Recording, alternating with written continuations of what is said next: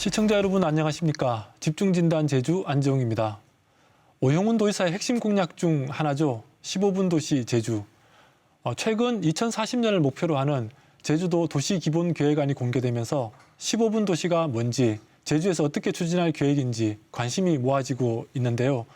오늘 집중진단 제주에서는 15분 도시의 개념과 제주의 현실, 그리고 앞으로 최우선으로 해야 될 과제는 무엇인지 짚어보는 시간 가져보겠습니다. 본격적인 토론에 앞서서 오늘 함께 하실 분들 먼저 소개해 드리겠습니다. 제주도의회 김한국 부의장 함께 하셨습니다. 네, 반갑습니다. 네, 그동안 잘 지내셨나요? 잘 지내고 있습니다. 네. 이제 새해 예산안 검토해 보셔야 될 건데 이게 오영훈표 첫 예산안 아니겠습니까? 예. 예산안 보시니까 좀 어떻던가요? 기대감이 많았습니다만은 여러 가지 예산 심사 과정에서 내용을 보면 절차를 미이행한 예산들이 있고요. 네. 그리고 또 과도하게 책정된 예산들이 있어서 우리 의회 심의 과정에서 과연 도민을 위한 예산이 어떤 예산들인지 세심하게 살펴볼 필요가 있다고 생각합니다. 알겠습니다. 앞으로 예산 심의 과정에서 많은 활약 기대하겠습니다. 고맙습니다. 네. 그리고 제주대학교 건축학부의 김형준 교수 함께 하셨습니다. 반갑습니다. 네, 교수님 반갑습니다. 반갑습니다. 그러니까 다른 직함 적힌 걸 보니까 15분 도시 제주 플랜 워킹그룹 위원장 이렇게 되어 있거든요. 네.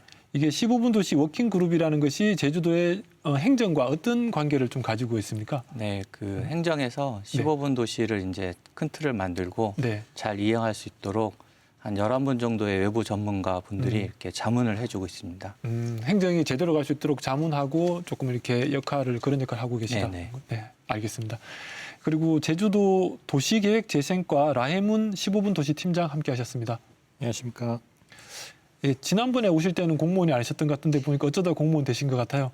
네, 공무원 생활 해보니까 어떠십니까? 밖에서 봤던 것보다 공무원분들의 어떤 고충 이런 것도 좀 느낄 수 있고요.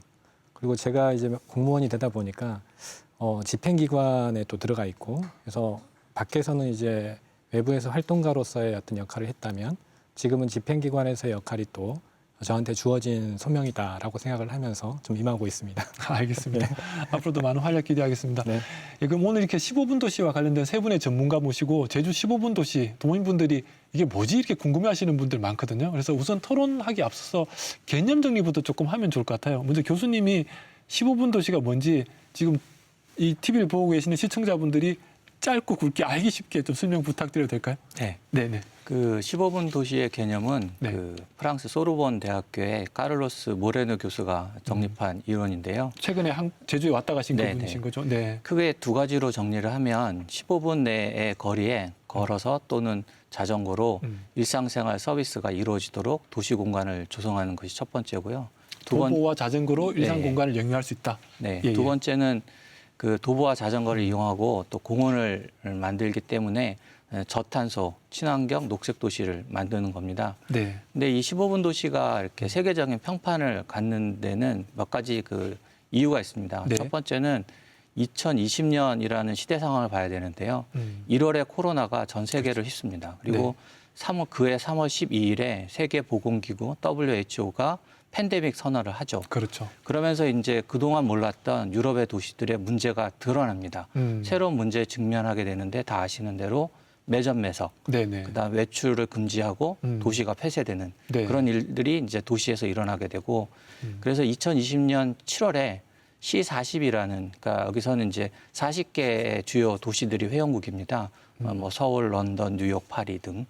그래서 거기 기후 리더십 그룹이라는 데서가 15분 도시를 아젠다로 채택을 하고 네. 그걸 이제 발표를 하게 됩니다. 네. 그게 이제 뭐냐면 팬데믹으로 도시가 마비되면서 그 마비된 도시에서 최소한 일상생활을 유지할 수 있는 도시를 만들어야 된다라는 거죠.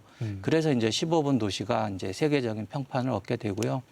그러니까 코로나 이후에 그렇죠. 코로나 이후에 대안으로서의 15분 도시 모델이 부각되고 있다. 네, 맞습니다. 네네. 그래서 인간 중심의 또 기후 위기에 대응하는 대안으로서 그 15분 도시가 이제 세계적인 평판을 얻게 됩니다.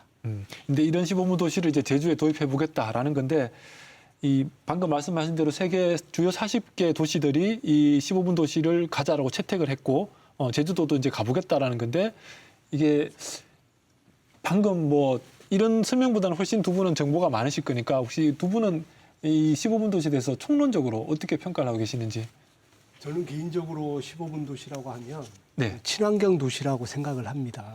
네. 자동차 이용을 줄이고요. 그리고 도시 공공 공간을 보다 많은 시민들이 이용할 수 있고 가장 중요한 부분은 그 지속 가능한 도시로 만드는 게 중요하다고 보거든요. 네. 근데 지금 15분 도시와 관련해서 아까 김영준 교수님께서 말씀은 잘해 주셨는데 사실 제가 보기에는 결론적으로 미사여구일 수도 있다.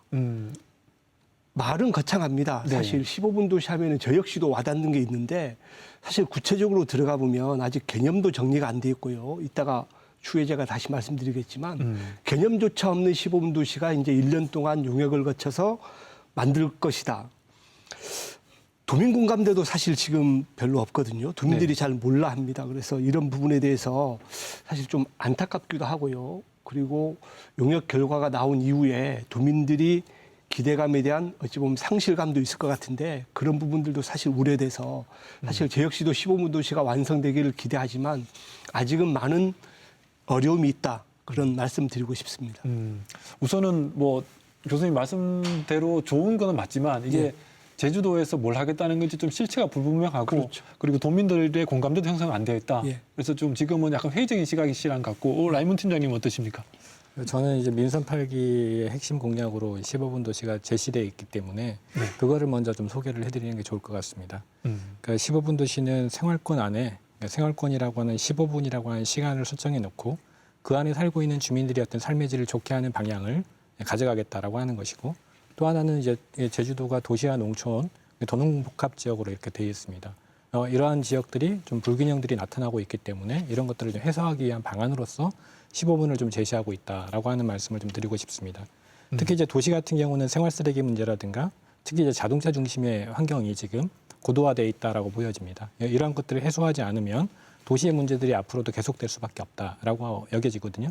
아까 이 부분은 우리 김영준 교수님께서도 말씀하셨던 것처럼 세계 도시들이 이제 기후 변화에 대응하는 기후 위기에 대응하는 것과 좀 결을 같이 한다라고 저는 보여집니다. 네.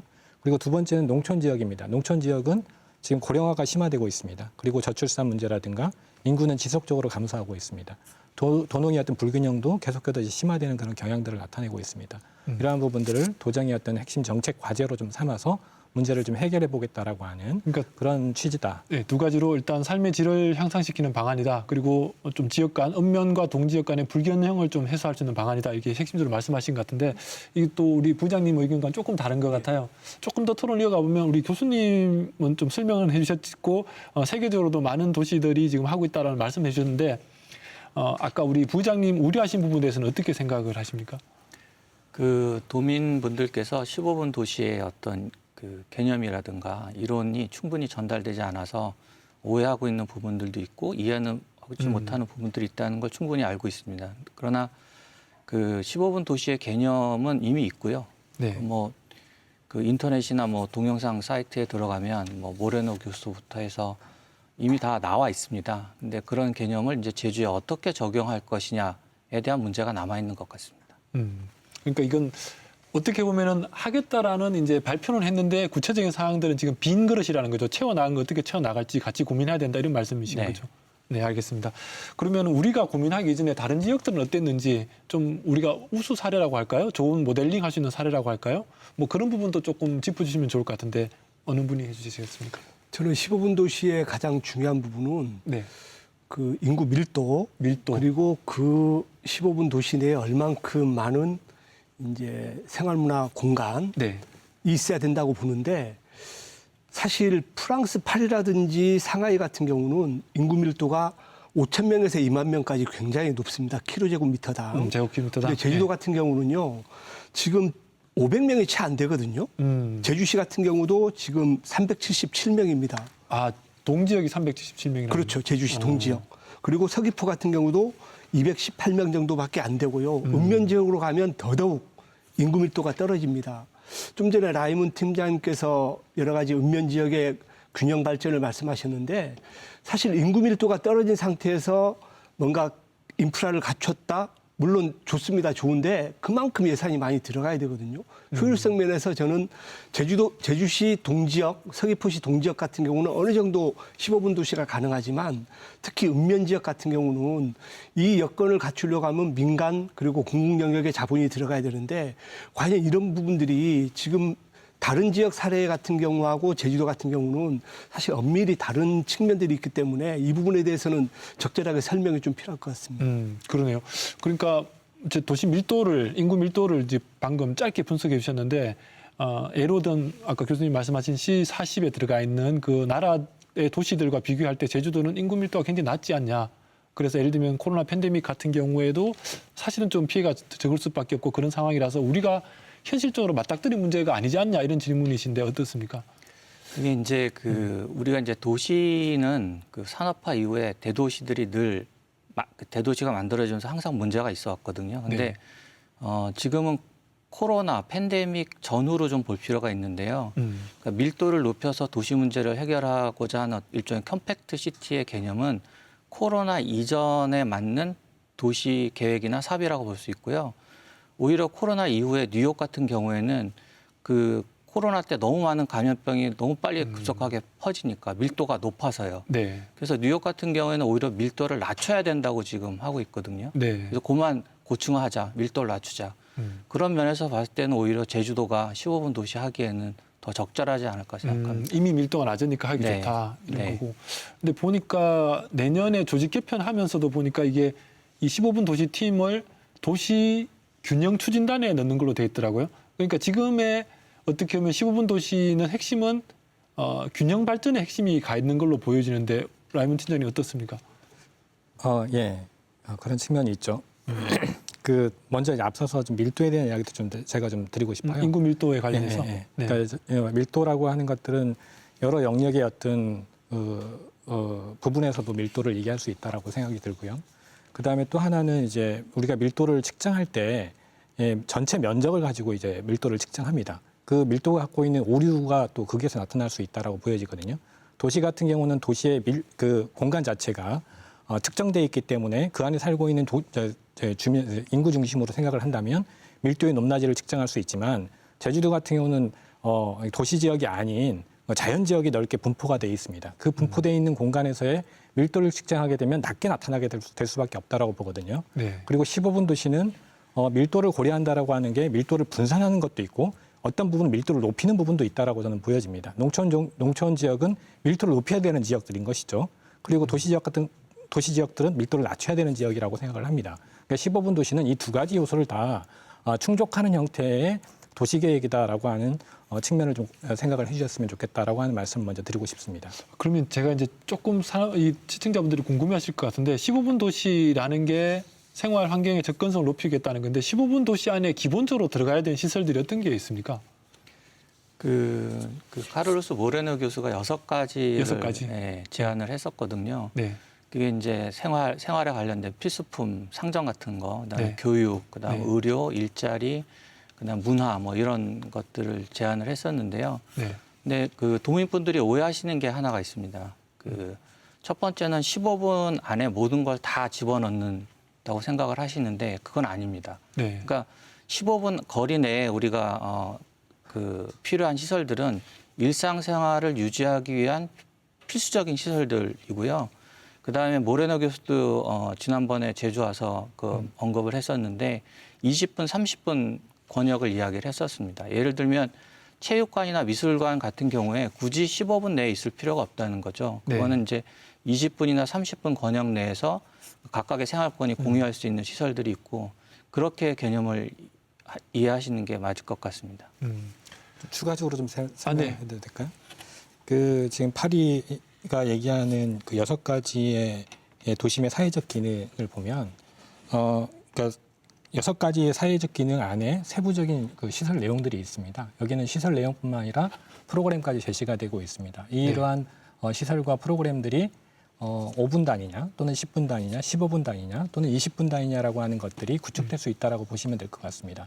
그래서 하나의 시설이 예를 들어서 뭐 아까 우리 교수님도 말씀하셨지만 중학교와 고등학교 같은 경우 특히 고등학교 같은 경우는 15분 단위가 아니라 좀 더 먼 거리에 있을 수 있겠죠. 근데 이제 초등학교 같은 경우는 15분 단위에 있어야 되는 그런 시설에 해당이 될 수 있다라고 보시면 될 것 같습니다. 그러니까 교육이라고 하더라도 초등학교는 좀 더 가까이 있고 고등학교는 멀어도 된다. 뭐 그런 말씀이시고, 근데 아까 말씀하신 것 중에 일자리가 핵심적으로 들어가면 우리 제주도가 일자리 거리가 굉장히 멀지 않습니까? 그러니까 그거는 이제 모레노 교수가 이제 프랑스 사례에서 예를 든 거고요. 우리는 이제 그 부분이 빠질 수도 있겠죠. 그건 일자리 이제 빼고. 그러니까 지금 빼야 된다는 건 아니고요. 네. 이제 저희가 용역이 나가고 이제 제주의 특성을 이제 분석을 하면 6개의 필수적인 걸 모레노 교수는 제시했지만 우리에게 필요한 건 다를 거라고 생각합니다. 그 6개가 될지 7개가 될지 아니면 5개가 될지는 제주의 특성에 맞는 걸 찾아내야 되겠죠. 그게 우리의 과제라고 생각합니다. 부장님 어떻습니까? 예, 아까 밀도와 관련해서 제가 추가적으로 좀 말씀드리면 프랑스 파리 같은 경우는 2만 명이 넘습니다. 근데 제주도 같은 경우는 200에서 300명이거든요. 그러니까 그러면 제곱킬로미터당 100배가 차이가 나는 겁니다. 인구 100배. 밀도에서. 네. 어느 정도 이게 뭐 가까워져야 이게 뭐 인프라라든지 접근성이 가까운데 사실 제주도 같은 경우는 읍면지역 같은 경우에 뭐 밀도와 관련해서 여러 가지 문제점이 있을 수도 있고 없을 수도 있지만 네. 근본적으로 접근하는 그 차원이 지금 안이달고 우리 프랑스 시장이 얘기했던 부분들은 프랑스 내에 어찌 보면 15분 도시거든요. 파리 그럼 내에 아까 15분 도시. 그렇죠. 네. 김형용 교수님 아까 말씀하신 내용 중에 하나는 아닐 수도 있다 말씀하셨는데 네. 지금 도민들은 15분 내에 모든 접근이 가능하다고 지금 믿고 있거든요. 아까 말씀하신 대로 뭐 교육이라든지 이런 부분은 15분 이내에 있어야 된다. 다른 인프라는 문화체육 같은 경우는 20분 이상 있어야 된다. 이 말 자체가 저는 도민들이 또 오해할 수 있거든요. 그래서 이 개념 정리부터 분명히 안 하고 넘어가게 되면 네. 아까 제가 서두에 말씀드렸지만 또 다른 이제 갈등, 오해 소지가 있기 때문에 왜 15분 도시를 했을까? 저는 이 부분도 조금 의구심이 드는 게 외국 사례를 따라오는 건 좋습니다. 네. 하지만 제주도의 특성을 맞는 제주도만의 N분 도시라 할까요? 네. 이런 도시를 만들어야 되는데 굳이 왜 15분 도시라고 했을까? 저는 그 부분에 대해서도 조금 개념 정리가 필요하다고 봅니다. 뭐 이 부분 어떻습니까? 네. 그러니까 그게 이제 도민분들한테 잘 전달이 안 됐던 것 같아요. 모레노 교수가 얘기했던 그 15분 도시 안에 저도 자료 하나 가져왔는데 이제 모레노 교수가 저한테 주고 간 자료거든요. 아마 같은 자료일 것 같은데 네. 15분이 설정이 있고 20분 권역이 있고 30분 권역이 이렇게 있거든요. 이건 영어로 이제 테리토리라고 이제 모레노 교수가 네네. 이제 언급을 하셨는데 그러니까 그런 부분들이 이제 충분히 도민들한테 설명이 안 돼서 좀 혼란이 있었던 것 같고 이런 자료를 통해서 좀 그런 오해들 그런 것들을 풀 수 있는 기회가 돼서 좋은 것 같습니다. 아, 네. 그럼 표를 한번 더 보여주시면. 이거요? 네. 여기 지금 보시면 이게 모레노 교수가 이제 저한테 주고 간 건데요. 네. 6개 이제 소셜 펑션들이 있고요. 여기 이제 뭐 상점이라든가 의료, 그 교육. 6가지가 중간에 15분 안에 있는 게 저거 6가지가 표시되어 예, 있다는 여기 거죠. 끝에 요 끝에 이제 6개가 이렇게 있습니다. 예, 예, 예. 그리고 그 자료를 이제 추가로 보여드리면 모레노 교수가 주고 갔던 그 6개의 펑션에 관련된 게 요거거든요. 요게 이제 6개의 펑션인데 요거는 이제 제주의 특성에 맞게 좀 찾아봐야 됩니다. 그렇게 되면 그 6개의 펑션을 이렇게 놓고 거기에 이제 15분 안에 들어갈 것들, 20분 안에 들어갈 것들, 30분에 들어갈 것들 이렇게 이제 그것들을 이제 찾아야 되는 거죠. 그러니까 서두에 말씀드렸다시피 15분 안에 모든 시설을 우겨 넣어서 그 안에서 모든 게 이루어진다라는 이제 그 충분한 설명이 안 됐던 것 같아요. 그게 약간 오해가 있었던 것 같고요.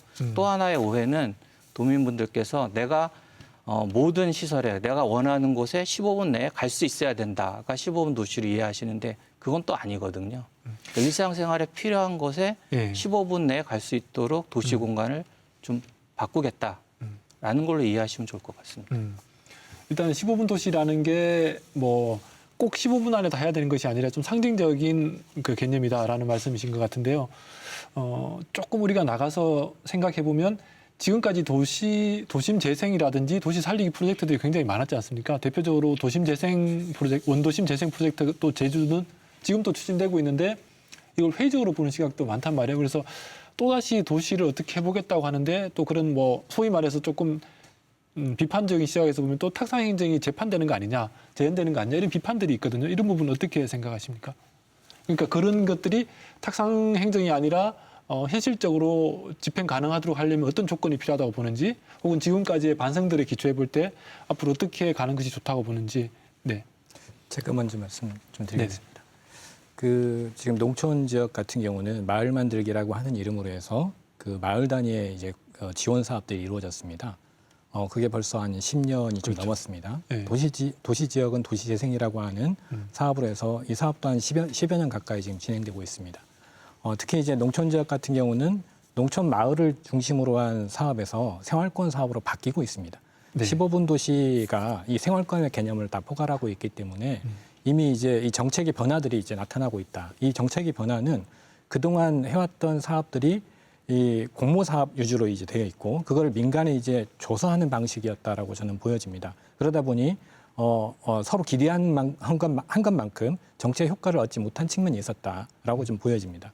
특히 이제 이 사업비를 지원하고 나서 그 사업을 받아서 사업을 시행하지만 그 사업의 결과는 늘 이제 제자리였던 거죠. 네. 그러니까 시설만 남는 그런 결과를 초래했던 게 아니었나라고 하는 생각이 좀 듭니다.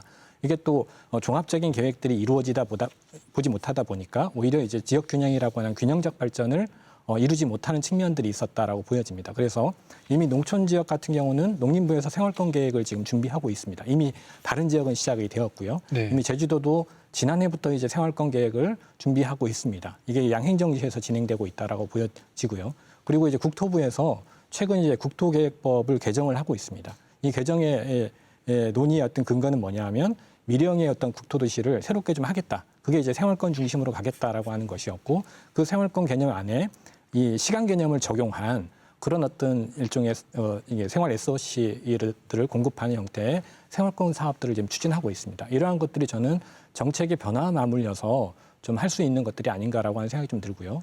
그다음에 이게 보여지는 행정이라든가 이게 책임을 지지 못하는 그런 어떤 정책 사업이라고 하는 것들은 늘 따라오는 것이라고 저는 생각을 합니다. 네. 각자의 입장에서 좀 더 이제 신뢰를 갖는 행정 행위가 좀 이루어져야 되고 주민 참여도 주민의 입장에서도 참여해서 그냥 머무는 것들이 아니라 그거에 대한 책임도 같이 지는 그런 형태로 좀 나아가야 되지 않는가라고 네네. 하는 생각이 좀 듭니다. 알겠습니다. 우리 부장님은 어떻습니까? 이게 지금 뭐 예. 비판은 지금까지 도시재생이라는 부분들이 시설 중심으로 가고 말았지 않냐 결국은 뭐 이런 예. 비판들이 존재하는 건데 어떻습니까? 지금 원도심을 포함해서 우리 제주도 내 기반 시설은 자동차 중심의 기반 시설이 맞습니다. 단적인 예로 지금 뭐 15분 도시가 보행자 중심 그리고 자전거 중심이라고 말씀하시는데 자전거 도로만 하더라도 지금 운영 관리가 안 돼서 계속 이제 문제를 제기했던 시점이고요. 그래서 저는 자동차 중심의 기존의 이제 정책에서 보행자 그리고 자전거 중심의 정책으로 바뀐다. 취지는 좋습니다. 네. 하지만 인프라 자체가 과연 현재 지금 상황 보행자와 자전거에 관련된 인프라가 안 갖춰진 상태에서 가기는 좀 무리가 있고요. 또 아까 사회자께서 해외 사례를 말씀하셨는데 바르셀로나 같은 경우는 이제 슈퍼블럭이라 해가지고 400m 반경 내에 블럭 단위화해서 최소한 그 안에서는 차량 통행을 최소한 하기 위해서 뭐 10km 시속 10km 이하로 제한을 두고요. 그리고 주민들만 통행 가능하도록 해서 기존에 있는 도로라든지 그런 인프라들은 공원 녹지화를 시켜서 가는 사업이거든요. 그래서 네네. 제주시 원도심 같은 경우는 사실 이렇게 하기가 굉장히 어렵습니다. 그래서 특히 원도심 같은 경우에 사실 인프라는 갖춰져 있지만 보행자 자전거 중심의 인프라로 갖추기 위해서는 또 다른 정책적인 방향 전환이 필요하거든요. 이런 부분에 대해서는 어떻게 설명하실지 그 부분도 좀 말씀해 주시기 바랍니다. 교수님이 한번 얘기해 주시겠습니까? 이게 핵심을 아까 처음에 설명하실 때 자전거와 도보로 네. 접근 가능 15분 네. 이걸 개념을 설명하셨는데 제주는 자동차 중심은 이미 도로가 재편돼 있지 않냐, 이 가능하겠냐 이런 말씀이신데요. 네. 그것까지 다 고려를 해야 될 거라고 봅니다. 네네. 그러니까 꼭 도로나 자전거를 고집할 필요는 없고요. 그러니까 자동차까지 포함한 어떤 전체적인 마스터 플랜이 필요한데요. 저는 조금 도시재생 사업과 관련돼서 말씀을 좀 드리면 약간 다르게 크게 보는 게 네.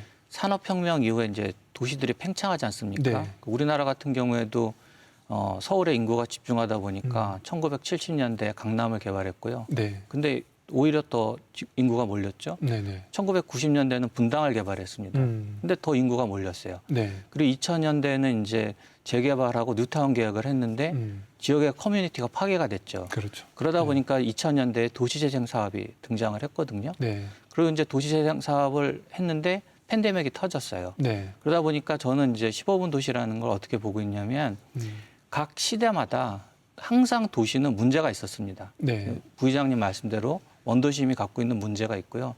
이런 문제들을 해결하기 위해서 그 시대에 맞는 도시 계획과 사업들을 해왔습니다. 네. 그렇다면 이제 팬데믹 이후에 우리의 도시들, 우리의 제주와 원도심은 어떻게 가야 되느냐라는 게 필요하거든요. 근데 그거를 계속 기존의 사업을 유지해서는 해결이 안 되니 그 세계적으로 팬데믹을 극복할 수 있는 도시 대안으로 15분을 얘기하고 있습니다. 네, 그래서 네. 그거를 제주에 맞게 적용한다면 우리가 그 문제들을 충분히 풀어갈 수 있지 않겠느냐 이렇게 봐야 되지 않을까 생각합니다. 네, 이게 어쨌든 교수님 말씀 약간 열린 말씀이시긴 한데 조금 좁혀서 그래도 생각을 해보면 팀장님 거기 제가 파리 동영상 한번 보고 깜짝 놀랐는 게 기존 도로에 차도가 네 차선이었으면 두 차선을 자전거와 도보 도로로 내줘버리고 두 차선만 차도로 바꾼 영상을 보고 깜짝 놀랐었거든요. 그러니까 기존의 도로를 자동차 중심의 도로를 자전거와 보행 중심으로 바꾸면서 15분 도시로 갔더라고요. 파리 같은 경우는. 근데 제주도는 이제 그렇게 할 수 있겠냐라는 질문을 지금 부장님 하시는 거거든요. 어떻습니까? 우리 부의장님 질문에 공감합니다. 기본적으로. 왜냐하면 지금의 현재의 정책을 가지고 이 문제를 일순간에 해결할 수 없다라고 하는 측면을 저는 공감을 하고요. 저는 이제 그 말씀을 들으면서 그 지난 11월 15일 날 KBS 시사기획창이라고 하는 그 시사 다큐에서 만차 사회 안녕하신가요라고 하는 다큐를 보면서 그런 생각이 좀 들었습니다. 우리 사회가 지금 자동차 중심이고 이 주차 문제로 이제 그렇죠. 심하게 이제 앓고 있다. 이거는 아마 대한민국 어느 곳이든 지금 그 문제가 놓여져 있다라고 하는 이야기를 하고 있었고 그 대안으로서 15분 도시를 이야기하고 있더라고요. 그러니까 15분 도시가 밀도를 낮추면서 또는 이제 보행권을 확보하는 과정에서 그러한 주차 문제를 해결할 수 있다라고 하는 그런 어떤 그러니까 다큐가 나온 것들을 보면서 15분 도시가 그 시대의 흐름에 지금 같이 가고 있다라고 하는 생각이 좀 들었고요. 그리고 또 하나는 지금 최근에 그런 흐름들이 있지 않습니까? 우리 용담동 지역인데 용담 1, 2동 두 지역에서 저는 그 흐름들을 발견할 수 있습니다. 그러니까 주민들이 스스로 이제 지역의 어떤 보행 문제를 해결하기 위해서 모여서 토론하고 네. 또 교육하고 그다음에 캠페인을 전개하고 그리고 설문조사를 하고 또 이제 디자인이라고 하는 그러니까 디자인 포럼 같은 것들을 위해서 이제 스스로 이제 지역의 어떤 주차 문제를 해결하려고 하는 이런 노력들이 같이 가해줘야 된다라고 저는 보여집니다. 그러니까 행정의 어떤 정책의 어떤 방향, 기조가 이제 있어야 되겠죠. 그리고 시민들이 참여들이 반드시 있어야만지 그 문제들이 조금씩 해결해 나갈 수 있을 거라고 봅니다.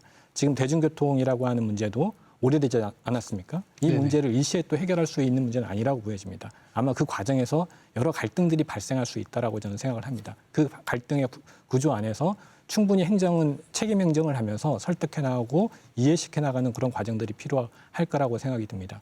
자전거 도로와 관련된 부분도 마찬가지입니다. 제가 도정이 들어와서 자전거 도로 계획을 지금 수립하는 데 들어가서 보니까 지금 자전거 도로가 어떻게 구성이 되어 있냐면 제주 해안변을 중심으로 해서 자전거 도로가 만들어져 있어요. 일주도로로 되어 있죠. 네, 그렇죠. 그러니까 생활인들이 자전거를 탈 수 있는 자전거 도로가 없다라고 하는 겁니다. 생활인들이 자전거를 탈 수 있는 자전거 도로가 만들어져야 되려면 아까 말씀하신 것처럼 차도 하나를 자전거 도로 내줄 수 있는 그런 정책이 필요한 것이죠.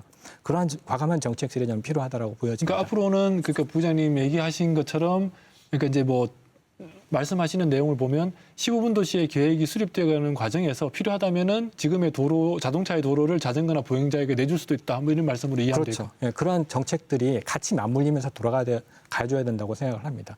기본적인 기본 구상 과정과 그리고 앞으로 이제 구체적인 생활권 계획들이 또 단계별로 이제 수립이 될 겁니다. 그 과정에서 아마 대중교통과 관련된 사항 또는 이제 자전거 도로와 관련된 사항 또는 이제 보행권과 관련된 사항 또는 이제 우리가 지금 근거리 생활 서비스라고 하는 뭐 복지라든가 교육이라든가 환경이라든가 문화라든가 여가라든가 이런 부분들이 같이 아마 계획들이 좀 조정되는 과정들이 있을 수 있지 않을까라고 하는 기대를 하고 있습니다.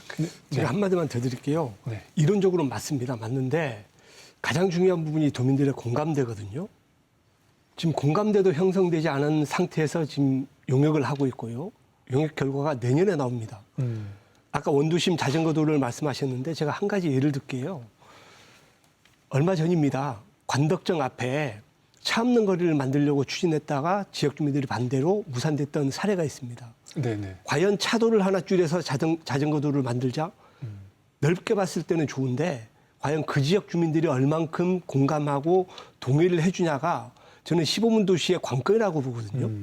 가장 중요한 부분이 도민의 공감대와 동의입니다.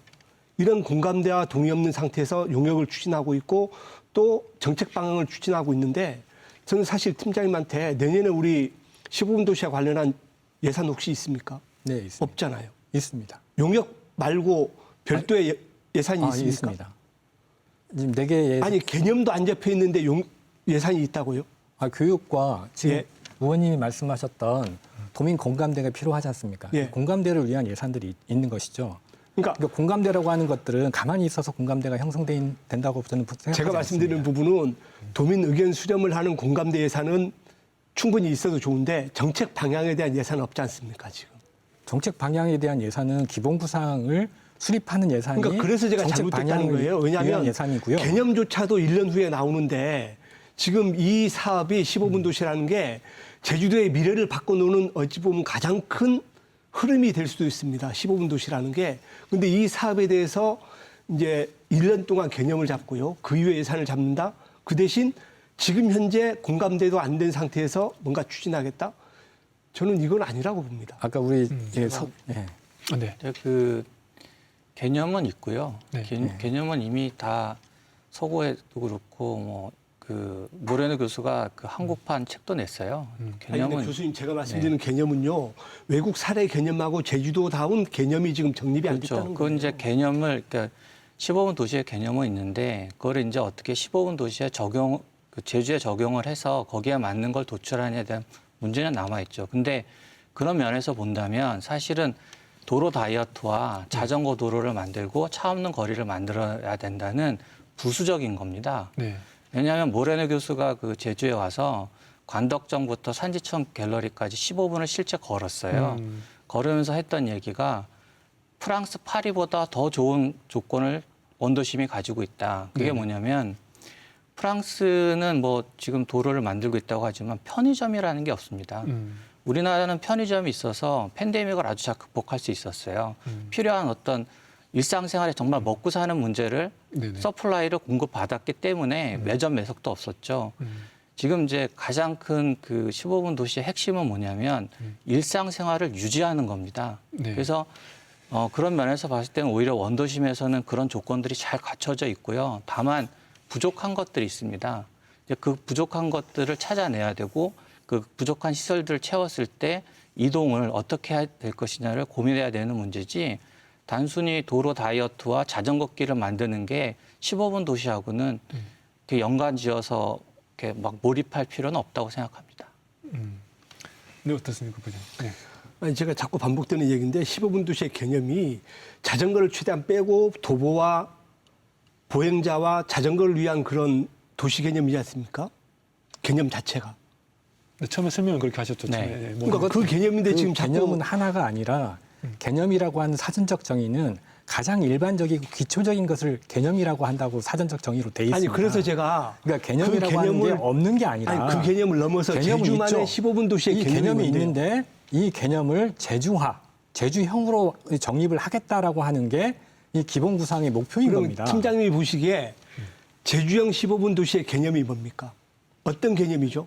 자동차입니까? 아니, 제가 조금 보행자입니까? 설명을 더 드리면 그게 이제 제가 첫 번째 개념을 말씀드릴 때 도보와 자전거를 통해서 일상생활 서비스가 가능한 도시공간 조성이지 않습니까? 그게 핵심이죠. 부의장님께서는 지금 도보와 자전거에 방점을 찍으셨고요. 아니요. 그렇게 인식하고 있거든요. 네, 지금. 네. 그래서 지금 이제 도민 공감대 형성이 네. 중요하고 그래서 제가 이제 말씀을 드리는 게 도보와 자전거는 그 일상생활 서비스를 위한 하나의 수단으로 보시면 되고요.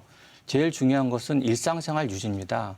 그러니까 팬데믹 되고 나서 도로들이 봉쇄됐어요. 지금 중국 같은 경우에도 그 제로 코로나 때문에 도시 전체에 통행을 금지하고 있습니다. 그래서 지금 지금 혼란하지 않습니까? 그러니까 일상생활 자체가 안 되고 있는 거예요. 중국 같은 경우에. 그러니까 그런 어떤 일상생활이 유지될 수 있도록 도시를 만들어야 된다가 핵심인 거죠. 그걸 개념으로 보시면 될 것 같습니다.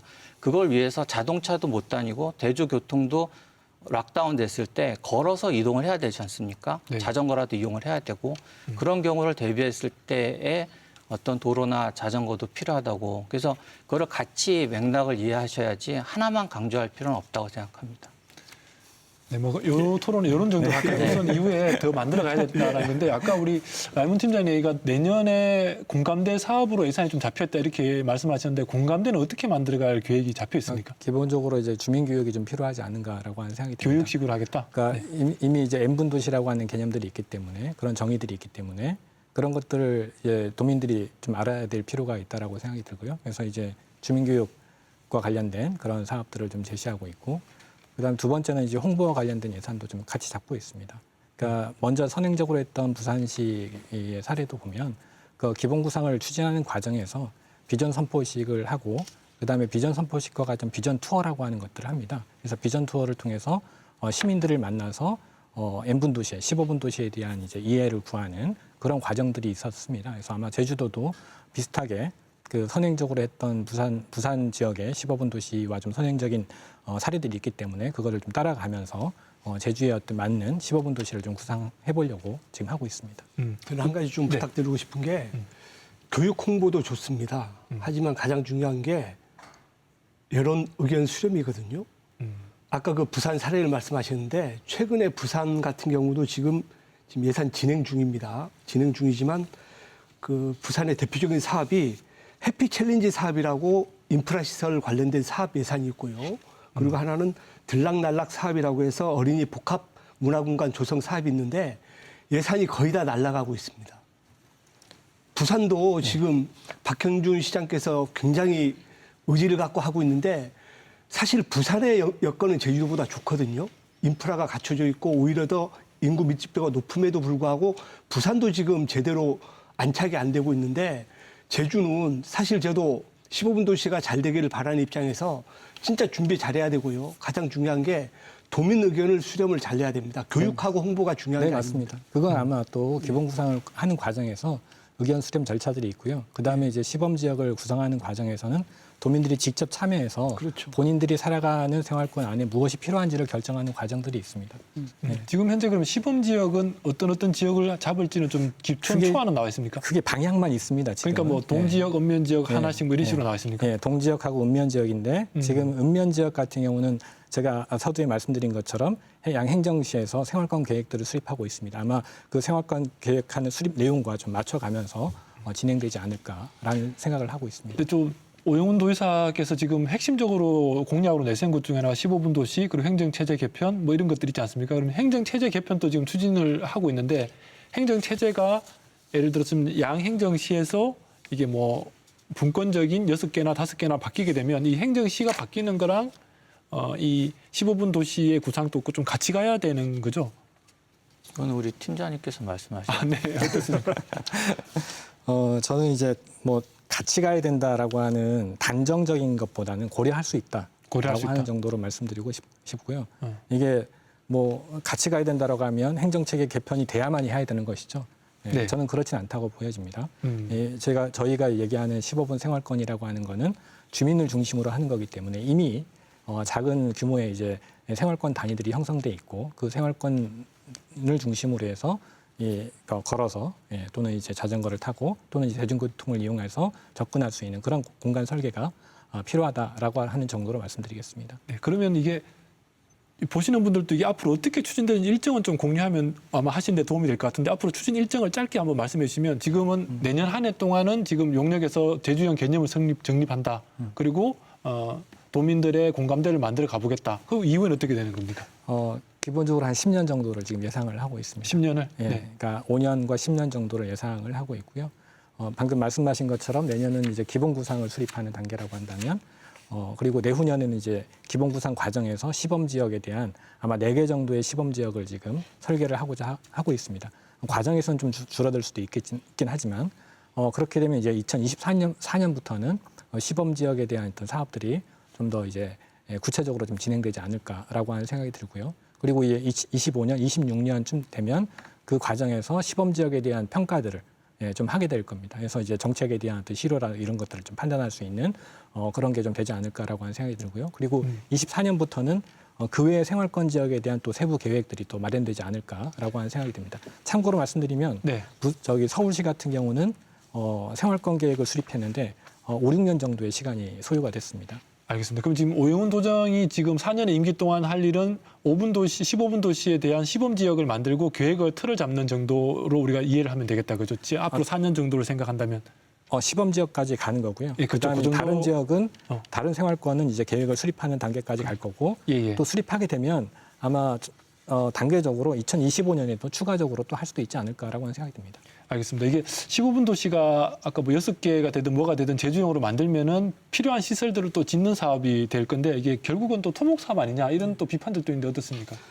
지금 5개 권역 생활권으로 구상이 됐는데요. 보면은 세계 광역 중심지가 지금 현재 제주시 그리고 서귀포 동서 지역 이렇게 나눠 있고 2개 거점 도시가 성장 거점 도시가 영어교육 도시하고 또 서귀포의 그 성산 제2공항 예정지 부근이거든요. 네. 그래서 저는 이런 부분들이 아까 사회자께서 말씀하신 대로 개발 위주의 정책 방향이 아닌가. 왜냐하면 15분 도시라는 게 친환경적인 이제 접근성을 필요로 하는 그런 도시로 도민들이 알고 있는데 그 거점 성장 지역을 봤을 때 지금 현재 영어교육 도시 같은 경우도 굉장히 많이 개발이 돼 있거든요.